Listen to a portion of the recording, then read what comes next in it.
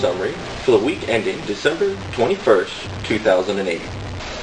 First up in our weekly news summary is Sourceafow's latest report that has just been posted. It is warning about the strange happenings in the Middle East region where nearly all of the world's navies are now being positioned, including the American and Iranian navies, who, for the first time since 1979, are now working together.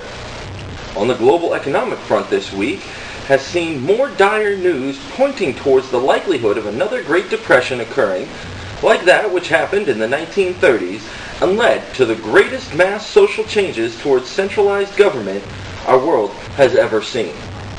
To quote from PrisonPlanet.com's article on the growing crisis, Bilderberg luminary Henry Kissinger has repeated his routine call for a new international political order, stating that global crises should be seen as an opportunity to move toward a borderless world where national interests are outweighed by global necessities. Speaking with Charlie Rose earlier this week, Kissinger cited the chaos being wrought across the globe by the financial crisis and the spread of terrorism as an opportunity to bolster a new global world. I think that when the new administration assesses the position in which it finds itself, it will see a huge crisis and terrible problems. But I can see that it could see a glimmer in which it could construct an international system out of it, Kissinger said, referring to the transition between the Bush and Obama administrations.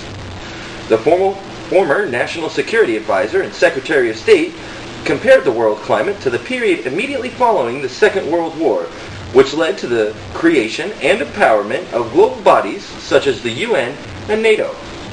If you look back to the end of the Second World War, many people now think that the period between the end of 1945 and 1950 was in many ways the most creative period or one of the most creative periods of foreign policy.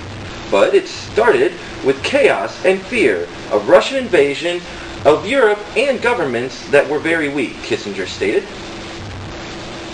The new administration is really coming into office at a strange period in this sense. He continued, "It looks like a period of horrendous crises all over the world, and we ourselves are in a severe crisis financially, but at the end of it, our relative position in the world is actually stronger than it has been in the sense that Russia, China, India all have strong reasons to contribute to a quiet international environment because of the preoccupation they must have with their domestic affairs. They do not wish, and have good reasons not to wish, for an international atmosphere of crisis. So, paradoxically, this moment of crisis is also one of great opportunity," Kissinger commented. Global weather patterns this week have shown, once again, that they are determined not to do what the computer models say.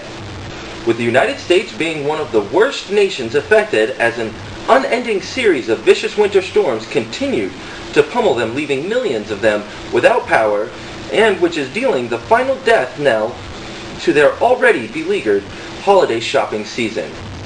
The United Kingdom has likewise been affected by the rapidly changing weather systems this past week, with what is being described as some of the worst flash flooding in decades, which has left at least 4 dead.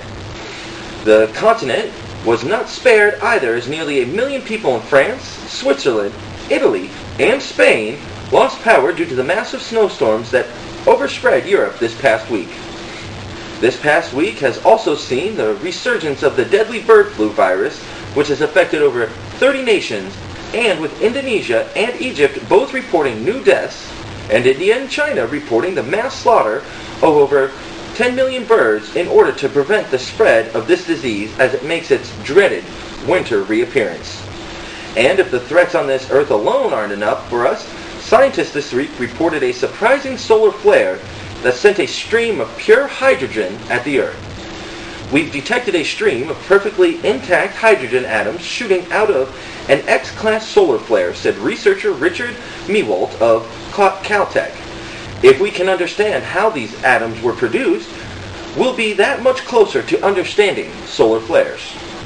Solar flares occur when the sun's twisted magnetic fields suddenly release their stored energy. The energy jolts are classified into 3 categories. with X-class solar flares being major events that can trigger radio blackouts around the world and long-lasting radiation storms in the upper atmosphere. Also from outer space this week, a blue ribbon panel of scientists is trying to determine the best way to detect and ward off any wandering space rocks that might be on a collision course with Earth. We're looking for the killer asteroid.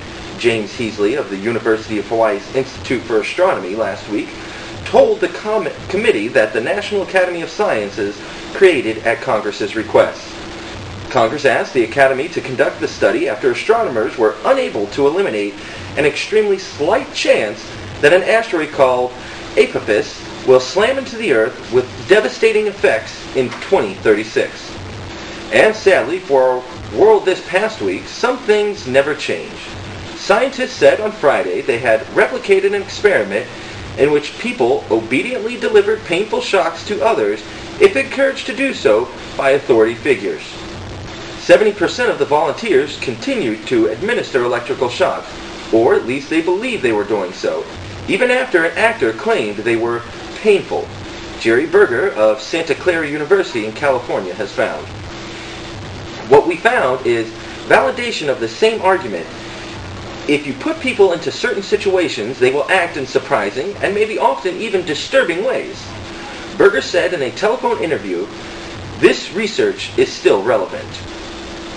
Berger was replicating an experiment published in 1961 by Yale University professor Stanley Milgram, in which volunteers were asked to deliver electric shocks to other people if they answered certain questions incorrectly. Milgram found that after hearing an actor cry out in pain at 150 volts, 82.5% of participants continued administering shocks, most to the maximum of 450 volts. The experiment surprised psychologists, and no one has tried to replicate it because of the distress suffered by many of the volunteers who believed they were shocking another person. Well, this ends our weekly summary of the news affecting your world and your life. And don't forget to go to whatdoesitmean.com for the latest headlines. With God, all things are possible. And this is Jonathan DiCenzo signing off until tomorrow, when we bring you another edition of the Sisters of Sor Shafal Global News Summary.